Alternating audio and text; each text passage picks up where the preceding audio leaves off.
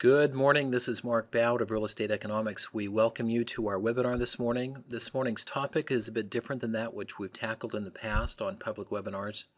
I'm going to introduce a new product, or at least a new version of a product that we've had for quite some time. It's called the Residential Economic Review.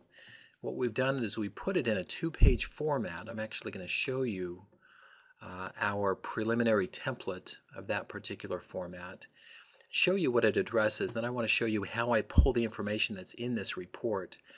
The purpose of the Residential Economic Review is to provide our clients and subscribers with a brief yet meaningful summary of housing market trends, observed housing price lines, and job growth forecasts for a given region. And we'll publish this for regions throughout the nation, and you'll soon see on our website, on our homepage, not there yet, but it will be, a segment that allows you to choose those areas of the nation where you want to receive this particular report. You just click on those areas that we have available, and we'll send that report to you at no cost each quarter as we update it. What it does is it gives you a very thorough review as to what's going on in a given market in terms of housing market trends, not only in terms of existing home market sales, which in this map are shown in blue as the blue dots, but also new home market closings shown by the green dots, foreclosures shown in red, and foreclosure or REO sales shown in yellow. You've seen this from our closings report that's on our website, and we decided to publish a summary of this closings report in this Residential Economic Review every quarter. So you'll see that it goes with a map, the breakdown of what the overall transactions have been, and then we'll cover the new housing market by showing year-over-year trends stemming from either our new home field audit for those California markets or new home closings in other markets throughout the nation.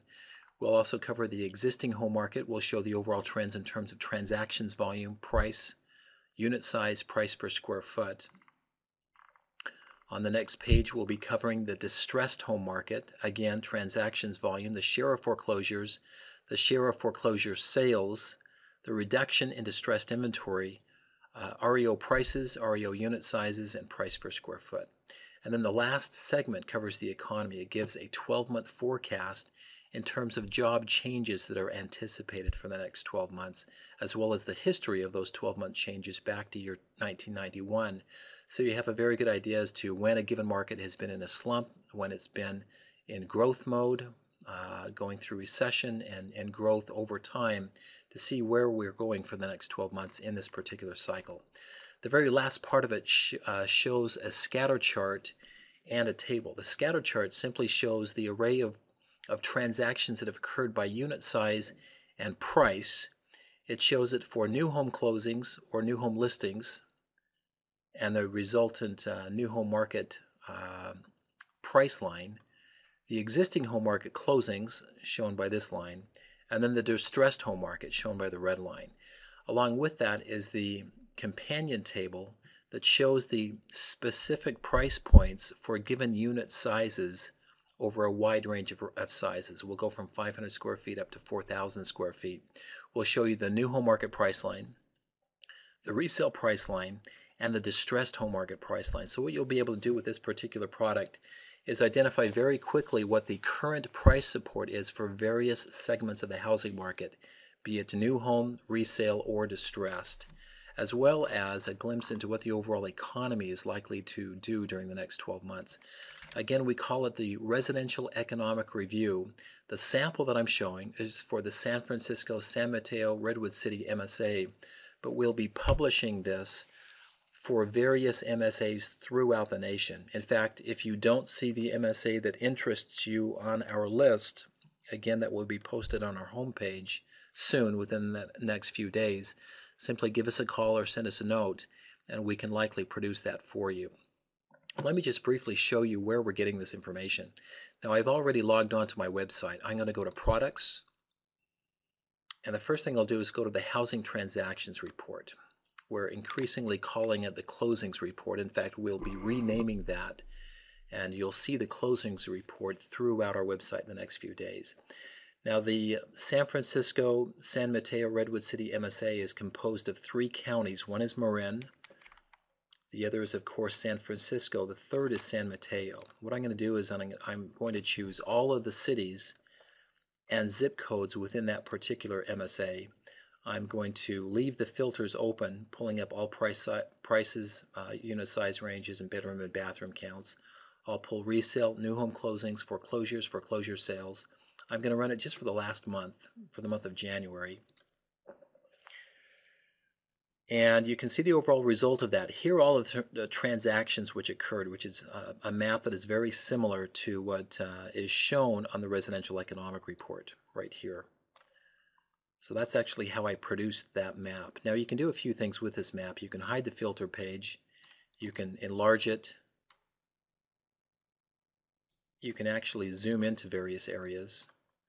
I'll zoom into the San Mateo market. You can choose a polygon filter or a radius and pull just the transactions within the polygon or the radius, and I won't do this for this particular example. You can actually see it in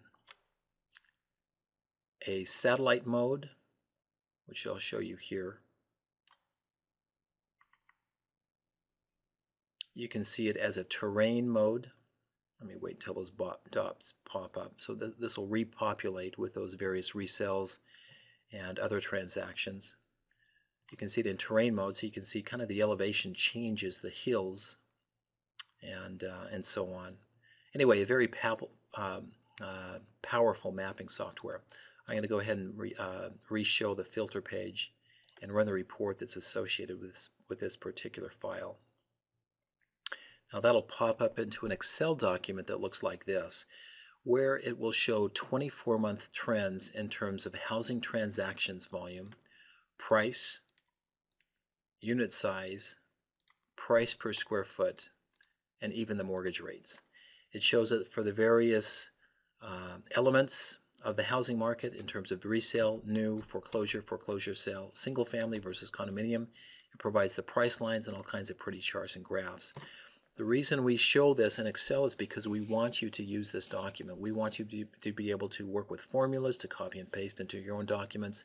It's not a static report. If you're getting this kind of report in PDF, I think you're getting cheated. I think you really need to spend your money on something that is interactive that you can use on a daily basis. This particular report allows you to do that. In fact, not only does it show this report, but there's an enormous amount of information behind here, other reports and configurations of data that help you to really understand what's going on in this particular market. There's even a place where you can input your own information regarding a particular development that you may be considering and then plot that on a chart, a scatter chart. So a very powerful tool. We're changing the name to the Closings Report. We currently call it the Housing Transactions Report. It's always been available on our website and will continue to be available and updated every month. Now I'm actually going to go to a new product. I'm going to go back to my home page. This time I'll go to Products. And I'm going to go to the New Housing Profiles and Statistics.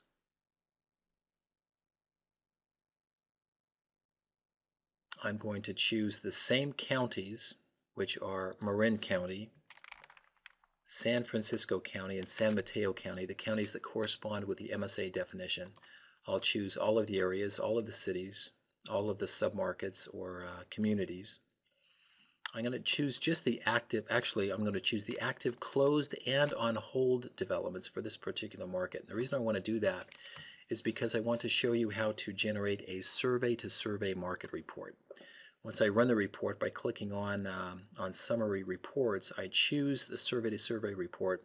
Again, you have to choose the sold-out developments and the on-hold developments in order for this to correctly run. Once you've done that, you can see the map where all of those developments have been built. Not only those that are active, but those that have sold out during the past several years. I'll run the report. Now once I run that report, what it does is it posts this particular report in your own personal information vault on our website. Once that information, once that report is posted, you'll see it here. It's still on the queue. It's still running on our servers. Let me go ahead and refresh that. It'll take, there it is. It's completed now. We'll download that And again, same thing with the closings report or the housing transactions report. It will pull up in an Excel document. The reason, again, we want you to use it in Excel is because we think you ought to have the right to use this information. If you're paying for it, you ought to have the right to look at the formulas, to really use this as a analytical tool as opposed to staring at a static sheet of paper. So this is what it looks like. I'm going to do a little formatting on here.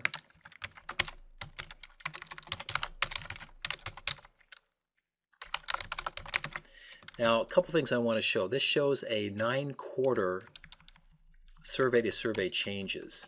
It'll show you the total number of actively selling developments, the average base price minus concessions, the concession amounts, unit size, price per square foot, total premiums, market area monthly sales, sales per development, and so on and so forth, inventory levels and so on.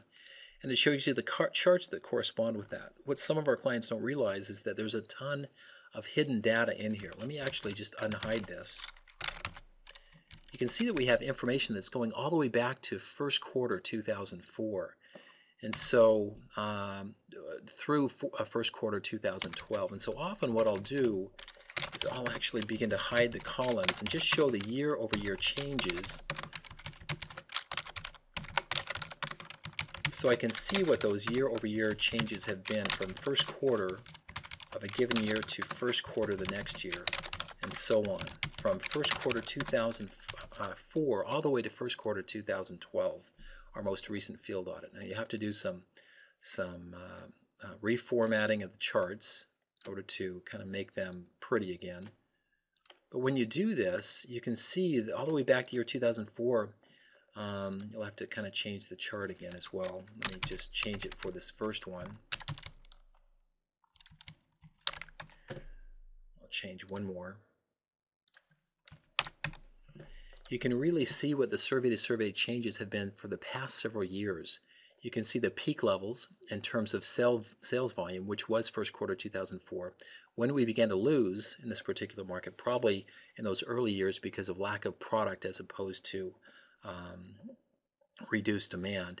And you can also see the survey-to-survey changes in sales per development and what the overall trends have been. And you can see that it really hit bottom all the way back in first quarter 2009 and has actually done pretty well since then. In fact, the sales rate per development at 3.1 is almost as high as it was during peak periods of first quarter 2007, first quarter 2005, even higher than first quarter 2004. Now the overall sales amount, only 54 sales per month for the new home market, is quite low because the inventory levels are so low. There's only 17 actively selling communities in this particular market. It hit a peak of 48 back in first quarter 2008. Anyway, just another way to use this information in your behalf to really understand these markets. A very small portion of this particular report, the survey-to-survey report, goes in our residential economic review. What it does is it goes right here to help us describe the new home market, what's gone on for the past 12 months in terms of changes in supply, price, and so on. So what I wanted to accomplish this morning is really demonstrating those two portions of our website, the new home product profiles and statistics, as well as the housing transactions or closing report, show you how it goes into this new residential economic review that we've produced. We'll be publishing this on our website. We'll also be sending it out via email. We'll be inviting you to give us input as to which of these reports you would like to receive on a quarterly basis, and then we'll be automatically sending you that report each quarter for any areas of the nation that we currently are active in, a 13-state region. We'll be sending that to you on a quarterly basis. Thank you for joining us this morning. We hope you'll join us next week as we offer more detail and summaries regarding the various MSAs where we do business. Take care.